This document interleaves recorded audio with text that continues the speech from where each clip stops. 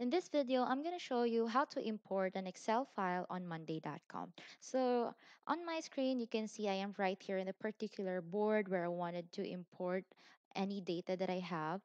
So for us to be able to do that, let's just go here to the top right corner where you can see the three dots. Once we hit that, sorry, here at the top, the profile, I meant the profile. So you can see here your profile icon. So let's just hit that one and then let's choose the second option, which is import data. So let's hit that. You will have lots of options in here. But for us, we will be choosing the Excel file. So the first one would work. So import any Excel sheet to a new board. So let's hit this. And then we can drag file or click to browse. So let's just hit this and then hit contacts. This is the file that I have that I wanted to import. And you can also customize your new board.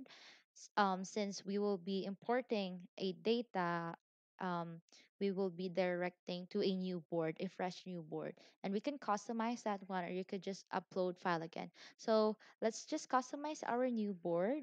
So these are the data that I have inside the Excel file. So let's say it says here, what is your first row? You can basically select in here what do you want, which data would you want to serve as the first row. So on my end, I want this one. So the contacts, and then let's just hit next. What is your first column? Of course, this one. And then customize your monday.com column. So you can just basically customize it right here, status column or text column.